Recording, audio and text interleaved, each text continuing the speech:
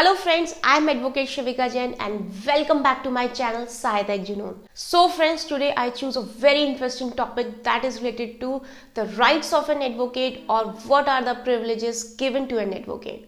So guys, what are you waiting for? If this is your first time here and you want to know the interesting laws of your country, then start now by subscribing it and clicking on the bell. The first one and very important right which is given to an advocate is that right to practice of an advocate.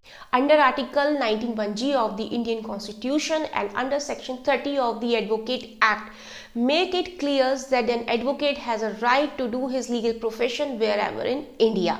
Even in Supreme Court, an advocate has a right to do his legal profession. So guys, what are you waiting for? If you have completed your LLB, then enroll yourself into State Bar Council and pass the BCI paper, then you can practice anywhere in India. Don't be afraid of this question where we have to practice. Under Section 30 of the Advocate Act 1961 clears that an advocate has a right to practice everywhere in India. So I am moving to the second point, that is right to enter into the court. So it is clear to all of you from this heading also that an advocate has a right to enter into the court whether his case has been listed in that court or not. Third one is going to be very interesting for all of you, that is that advocate has a right to heard or observe the proceeding of other cases, or we can say that an advocate has enjoyed this privilege to observe other proceedings. Next point is right to pre-audience. In this point, under Section 23 of the Advocate Act 1961, make it clear that an advocate has a right to be heard first in the court. And this section also given a very special importance to an advocate by not interrupting him before the completion of his or her statement. And the next point is that an Advocate Act 1961, Chapter 4 of the Advocate Act 1961, make it clear that a class of person, only a class of person shall practice the profession of law. It means the legal profession will be practiced by only an advocate. So here the chapter 4 of the Advocate Act given a special importance to an advocate that only an advocate shall practice the legal profession.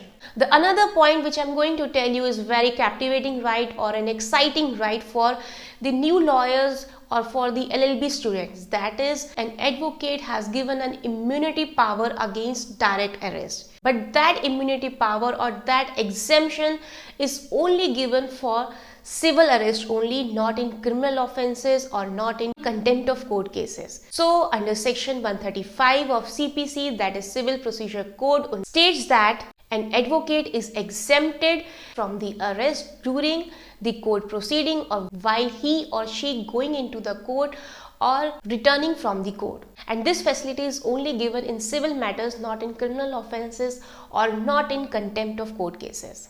So guys, this right is very important and an advocate should know this right, or we can say one should know this right also. Next point is non-disclosure of communication between the client and the advocates. And this right is given under Section 126 of Indian Evidence Act. Another point is an advocate has a right to meet with his client in the jail at any time. It means there is no restriction and there is no bar on his meeting in jail. Next point is that an advocate has an exclusive right to represent his client before the court. This statement is true guys and might be confusing for the LLB student or for the new lawyers.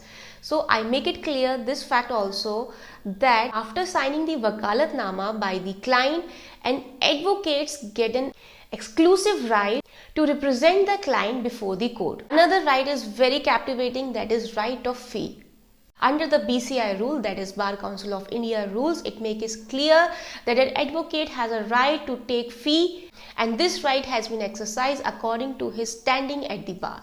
And the last right which I am going to tell you is going to be excited one, that is an advocate has also a right to fight for his client whether his client is a victim or an accused. So guys, this is all about the rights of an advocate, or we can say the privileges given to an advocate. But this privileges and rights of an advocate comes with great responsibility, and in my next video I will share the responsibilities and duties of an advocate. And I would like to say, if you haven't yet remember to subscribe my channel, then subscribe it now. And thanks for watching my video. I'll see you next time. Until then, bye bye.